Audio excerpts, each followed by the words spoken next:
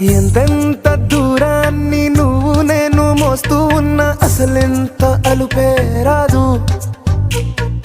ఎన్నెన్ని తీరాలు నీకు నాకు మధ్యన ఉన్న కాస్తైనా అట్టే కాదు. నీతో ఉంటే తెలియదు సమయం, నువ్వు లేకుంటే ఎంత న్యాయం. గడియారంలో సెకనుల ముల్లే కంటకి కదిలిందే. నీతో